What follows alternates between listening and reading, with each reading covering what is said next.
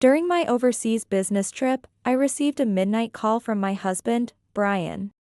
"Hey, why don't you divorce me?" I was stunned and could only utter, "What?" I thought this moment might finally come.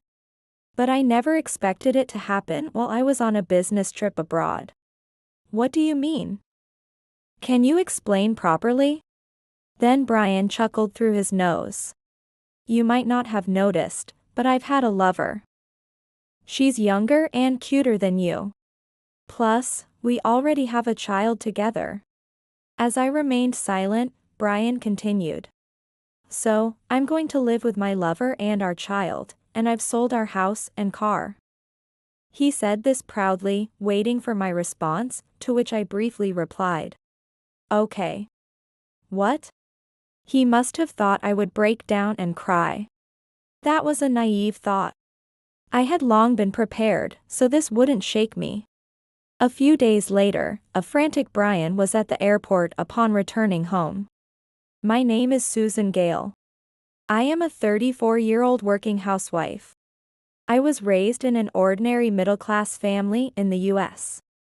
And have loved learning Spanish since attending Spanish classes in elementary school. In middle school, I was top of my Spanish class. In high school, I experienced a homestay in Spain. Eventually, I dreamed of working for a multinational company. And pursued a degree in business management at a prestigious university. During my studies, I also studied abroad, steadily climbing the steps toward my dream. During job hunting, I worked hard and, although I missed my first choice, I received an offer from my second choice, a multinational company. My family, especially my sister Kathy, was overjoyed. "Way to go, Susan. I'm so proud of you. Take care of yourself when you start working." I nodded and thanked my supportive family.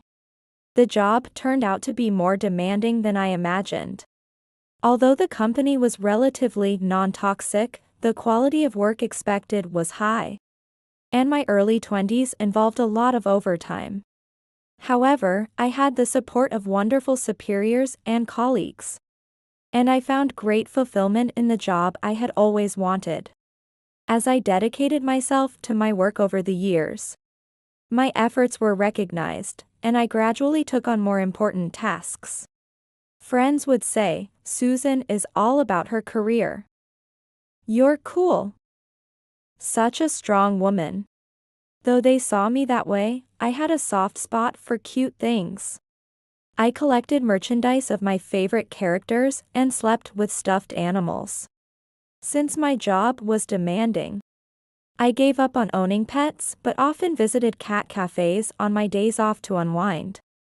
Although I maintained a professional demeanor at work, I had a strong desire to be comforted, especially because of my busy schedule. As I approached my late 20s, many of my peers married and had children. Invited to a friend's wedding, people would say, "Susan, you should get married soon." But I could only reply, "I'm too busy with work." I was focused on my career and couldn't see any of my male colleagues or business partners romantically. Am I going to be alone forever? But at that time, I was okay with living for my work. One day, I was invited to yet another friend's wedding. As usual, I brought a gift and clapped my hands. Despite my participation, I felt uneasy. I had just turned 30. If I were to consider marriage, it was time to start looking for a partner. The wedding reception continued, and I went to the bar at the venue. While watching the lively participants and the shy bride and groom from afar, I was drinking alone at the counter when suddenly I was approached. "Are you alone? May I sit next to you?" His voice caught me off guard because it sounded like a voice actor's. "That's what you call a nice voice." "Yes, of course." As I responded, I looked at the man who sat next to me. He was about my height, which is tall for a woman, and seemed younger than me. His face was ordinary in a good way, a contrast to his voice.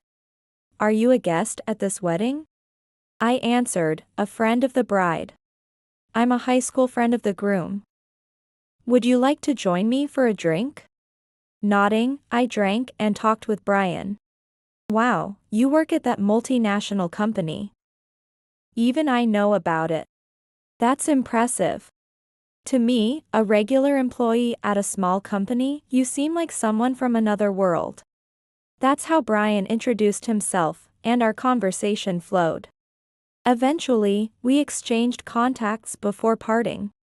Later, we started seeing each other privately. Brian was 2 years younger than me and worked in sales at a small company. He was kind, gentle, a good listener, and good at giving compliments. I enjoyed talking with him. During one of our dates, Brian confessed his feelings, and I happily accepted. His annual income was a third of mine, but that didn't matter to me at the time. As our relationship progressed, I found Brian quite charming. There's a phrase in a drama, "Cute is the strongest," and that perfectly describes him. If you originally thought someone was cool or reliable, there might come a moment when you suddenly feel disillusioned. However, because they are cute, you can forgive the little things. Brian, being younger and always earnest, endeared himself to me. Whenever he asked for a homemade meal, I happily obliged. After a year and a half of dating, Brian presented me with a ring and said, "I've always admired how cool and sometimes cute you are, Susan. I would love it if you'd marry me." Surprised yet delighted, I accepted the ring. Thank you, Brian. I'm looking forward to our life together as husband and wife. Brian cheered, yes, and I smiled at his joy. Later, we visited each other's parents to announce our marriage. Brian's parents were kind, simple folk who blessed our union. My family was generally favorable, and they entrusted me to Brian. My already married sister, Kathy, quietly told me, "He's just the type of guy you'd pick, Susan. But remember, don't spoil him too much." I laughed at her words and replied, "I know." And so, our life together began. I decided to buy a condo at the same time we got married. It was a brave purchase, but thinking of the future, it seemed the better choice. I chose a slightly larger 4-room to accommodate us and any future children. I thought this would mark the beginning of our sweet life together, but I was met with a harsh reality. Brian could hardly do any household chores. Since he had lived with his parents and relied on his mother for housework. I told him understandingly, "Brian, now that we're married, let's share the household duties. If you don't know how, I'll teach you." Brian frowned and replied, "What? Since we're married, shouldn't you, the wife, do the chores?" I firmly responded, "No. My job is demanding. You need to learn to do some housework. Come on, get up. I'll show you how to use the washing machine." Reluctantly, Brian got up, and I began to teach him the basics of housekeeping. However, he frequently shirked his responsibilities afterward. He started doing some cleaning and laundry. But everything was done half-heartedly, and I often had to redo them. His cooking was disastrous, and I ended up making meals in advance to manage. I tried not to discourage his efforts and avoided being harsh. Instead, I praised him even for his incomplete attempts, hoping to encourage improvement. Yet, Brian took advantage of my leniency and started to cut corners even more in his chores. Unable to bear it any longer, I confronted him. "Brian, stop taking advantage of me. You need to learn to do the chores properly. I'm busy with work, and I have trips, so you must be able to manage on your own, right?" Brian's face darkened. "What's up with you, Susan? You've changed since we got married. Always nagging. Since you earn well, why don't we just outsource the housework?" I was astounded. Just because I earned more didn't mean we could frivolously spend money. Despite multiple discussions, Brian's neglect of the chores remained unchanged. One day, a year after our marriage, I came home to find Brian with a pale face. "Brian, what's wrong? You look terrible."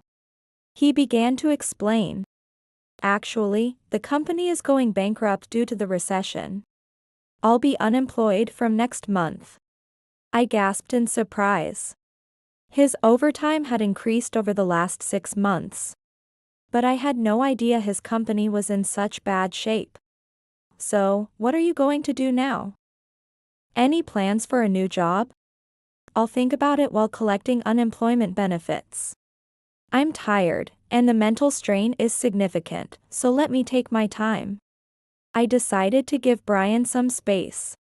Considering that unemployment benefits would be coming in, and there was no need to rush.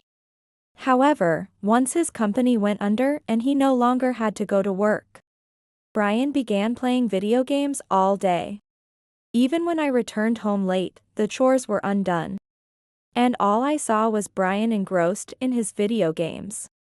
This continued for months, and I grew increasingly frustrated. "Hey, Brian, you've rested enough, right? Isn't it time to start working?" Brian's response was, "I want to think carefully about the next job. In my last job, I was just being exploited. Next, I want something where I can fulfill myself." Though I felt like collapsing in frustration, I couldn't drag a reluctant Brian to the employment office. I continued to look after a languishing Brian even after his unemployment benefits ran out. One day, as Brian was immersed in his games, I sarcastically suggested, "If you love gaming so much, why not try streaming? You might earn some change." Brian's eyes lit up. "That's a great idea. You're so smart, Susan. I'll try doing live streams. I have a good feeling about this." While it was good to see Brian motivated for once, I wondered if this was a positive development. "So, buy me the streaming gear and computer." Surprised, I hesitated, but Brian nonchalantly insisted. "I don't have much savings. I'm serious about this, so please help me out." Reluctantly, I bought the equipment he requested. Even though becoming a streamer isn't easy, I hoped that facing reality would motivate Brian to work seriously. Then, a few months later, the situation took an unexpected turn. Surprisingly, Brian, now known as B, the game streamer, became popular and started ranking in the charts. Online comments like "nice voice" and "his poor gameplay is funny" gathered him a fan base of both men and women. Notably, Brian partially concealed his face during streams and did not disclose that he was married. "See, I told you I can make it. Finally, the world recognizes my worth." Brian was quite pleased with himself. It seemed he had forgotten all about the support I provided, including the equipment I bought to get him started. "It's great that you've succeeded, Brian. So, could you start contributing some of the money you've earned from streaming to our household expenses?" Since Brian's unemployment benefits had ended, he hadn't contributed financially at all. Naturally, now that he was earning, I expected him to contribute. "What? We can live on your salary alone, so why bother? Let's keep our finances separate." I was stunned by his response. But Brian truly began to keep all the money he earned from streaming for himself. By this time, he had lost the sincerity he had during our dating days, and had become completely dependent on me. Around the same time, I purchased a car. Although it was a loan-financed luxury foreign car that I only drove on weekends, I treasured it. "Hey, let me drive your car, Susan." One day, Brian said this, so I asked him, "You only stream from home and don't use it for work, right?" Despite this, Brian insisted, "We're married, so it should be fine." Eventually, I handed over the keys to him. After that, Brian began to go out on his own during weekdays when I wasn't around. Brian's popularity as a streamer continued to rise, and he became well known, leading to a lavish lifestyle and dressing in brand items. I was saddened by the change, Brian. Nevertheless, as we were married, I continued this life for several years. As our 4th year of marriage approached, I was entrusted with a significant position at work and began to travel more frequently for business, whether I was away for a few days or up to 3 weeks. I'd come back to a home that looked more like a garbage dump than a house. Brian would stay holed up in his room, engrossed in his streaming. He still relied entirely on me for a living, and we barely spoke as a couple. I started to wonder why I was still married to him. I then began to gather the necessary documents and prepare for a divorce. One day, I was set to go on a 2-week business trip overseas. Brian, I'm going overseas again tomorrow, so I'll be leaving. I said this, but Brian didn't even respond as he was busy with his phone. Then I boarded my flight and spent the days abroad working hard. However, on the 10th night, Brian called me. Hello, Brian. Consider the time difference, it's the middle of the night here. I said groggily, and then Brian dropped a bombshell. Hey, Susan, let's get a divorce. I was stunned and could only utter, what? I thought this moment might finally come. But I never expected it to happen while I was on a business trip abroad. What do you mean? Can you explain properly? Then Brian chuckled through his nose. You might not have noticed, but I've had a lover. She's younger and cuter than you. Plus, we already have a child together. As I remained silent, Brian continued. So, I'm going to live with my lover and our child, and I've sold our house and car. Brian said this confidently, waiting for my response, to which I simply replied. Okay. Brian muttered, what? He must have thought I would break down and cry. That was a naive thought. I had long been prepared, so this wouldn't shake me. You want a divorce, right? Understood. There's a completed divorce form in the living room drawer, just get it out. As I spoke calmly, Brian tried to act tough. You prepared the divorce form? Good preparation. Well, this is it then. Live miserably as a woman who was dumped by her husband. I almost laughed as I replied. Okay, whatever. I'm going back to sleep. Goodbye. I then hung up the phone on Brian and blocked his calls. After that, I called my sister in the US to arrange something and slept soundly until morning. The next day, I returned to work as usual and worked hard until the last day of my trip. Finally, it was time to go home. The business class seat provided by my company was comfortable, and I fell asleep again. I slept well. Looks like I can get back to my routine without any jet lag. I stretched and disembarked from the plane, feeling refreshed. As I was about to leave the airport lobby. Hey, Susan. I saw someone running towards me. It was a frantic Brian. Oh, what are you doing here? I didn't ask for a pickup. As I said this, Brian started ranting in a half-crazed manner. What are you doing to me? You took the car and the house. Now I was taken aback by his unreasonable behavior. I don't understand what you're trying to say. Can I go now? I'm tired. As I tried to walk past him while yawning, Brian blocked my way. Wait a minute. Listen to me. He shouted, so I stopped. I'll explain everything in order. Well, first of all, I filed the divorce papers after that. Okay. I responded casually, without looking at Brian, as I fiddled with my phone. Are you listening? So, since a real estate agent was supposed to visit to discuss selling the house, I went back home after submitting the divorce papers, only to find a lock on the outside of the door that prevented me from entering. Since there was nothing else I could do, I tried to go to my other house. But there was a padlock on the car tires like an anti-theft lock, and I couldn't drive. I called you, but you didn't answer. You blocked my calls, didn't you? At that point, I sighed. Yes, I blocked your calls, so? Brian turned red and stomped his feet. Did you put the lock on the house and the car tire too? How did you manage that while you were abroad? I casually answered. I asked my sister to take care of it. Brian's eyes widened in shock. Your sister? Yes, you said you sold the house and the car. But when my sister checked, they were still intact. You were probably just bragging about selling them after getting an estimate from the agent, right? Brian's face turned red again.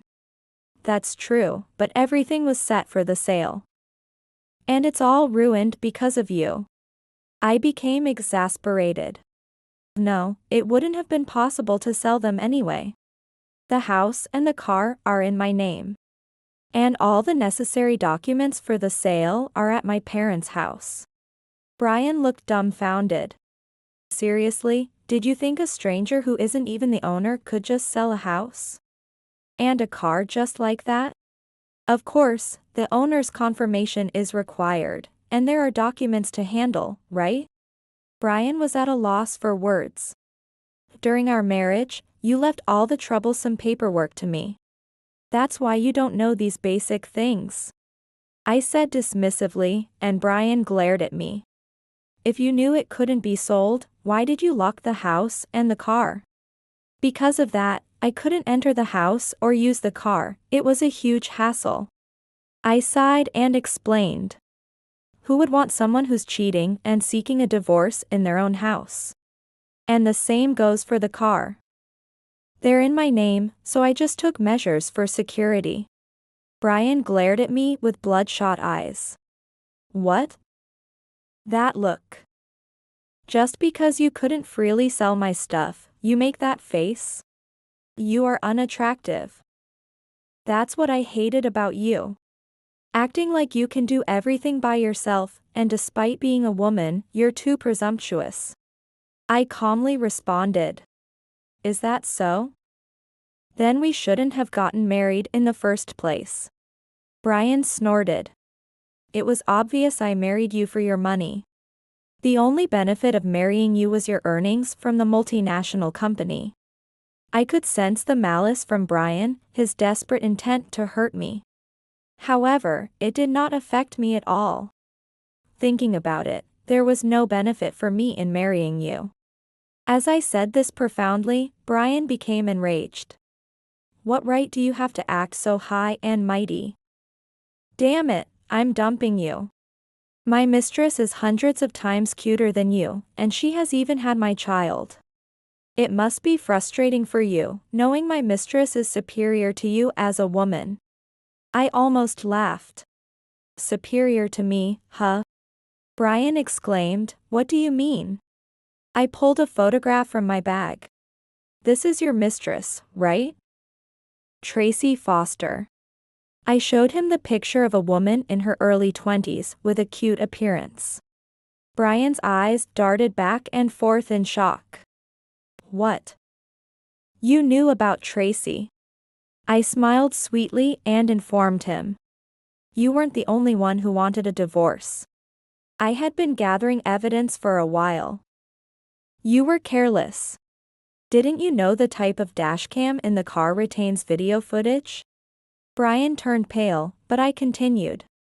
It was easy to figure out the times you met from the dashcam footage. I just had to ask a detective agency to gather the evidence. It was easy to pinpoint your affair partner, especially since she was already pregnant. As I explained, Brian was stunned, but then he tried to recover.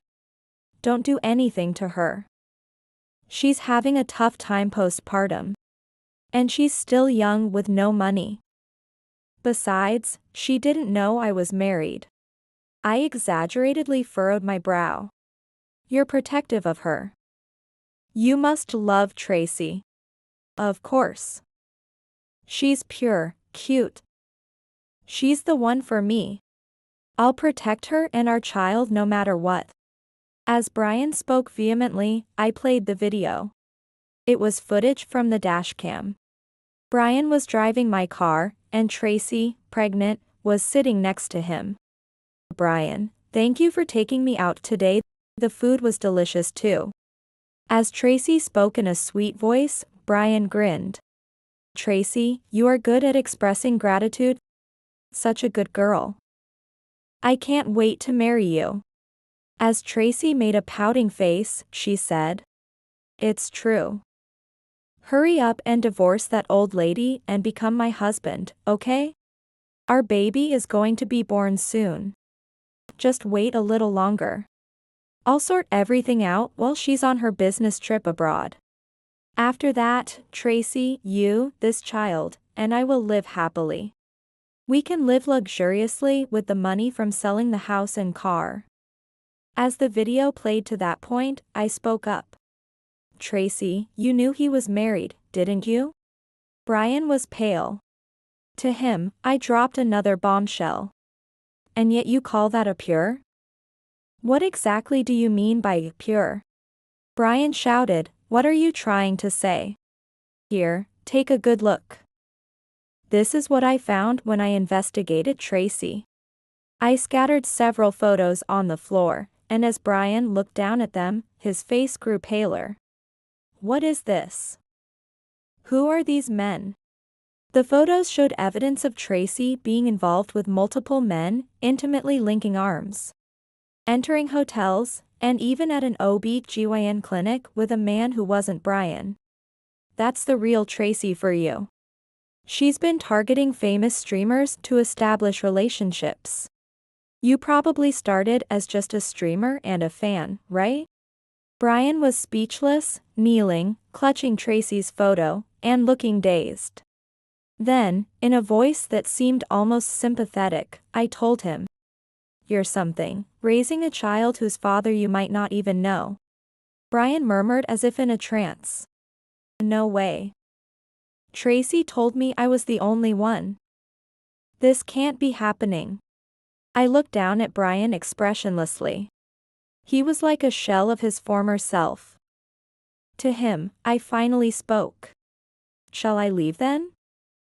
We are practically strangers now, aren't we? There's nothing more to talk about, right? Suddenly, Brian snapped to attention and screamed at me. If you hadn't shown me this, I could have remained happy. How mean can you get?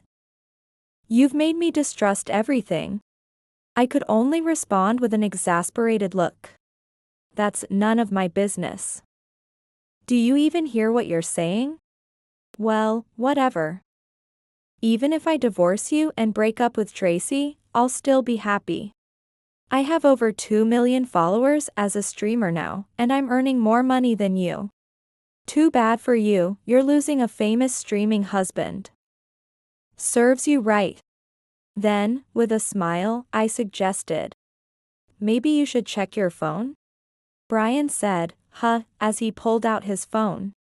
Then, his face grew increasingly pale. What?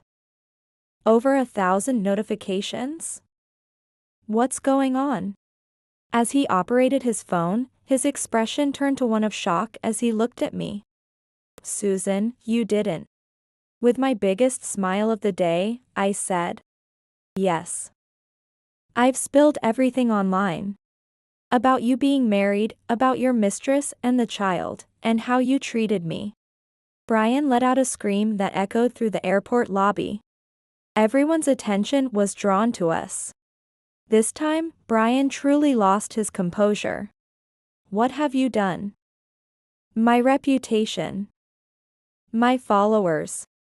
Messages like worst man ever and a betrayed are flooding in. I playfully held up my phone to him. By the way, this scene is being live-streamed right now. Wow, over 1 million viewers are watching this. Wow. Brian frantically tried to snatch the phone from me, but it was already too late. After all of Brian's disgraceful remarks and his frenzy breakdown were exposed to the public. He began rolling on the floor of the airport lobby. I quietly slipped past him and headed to the taxi stand. Subsequently, Brian ignited a firestorm on the internet. Brian had originally built his reputation as a charming, slightly naive single man with a good voice, attracting many female fans. However, once it was revealed that he was married, his female fans felt betrayed. Additionally, the revelation of his mistress and their child labeled him as unfaithful, which even alienated his male fans and added fuel to the fire. Being married and secretly had a mistress and a child. But the child might not have been his after all. Brian's scandal was a sensation not only among those who knew him, but also entertained others who didn't, turning him into a subject of ridicule online.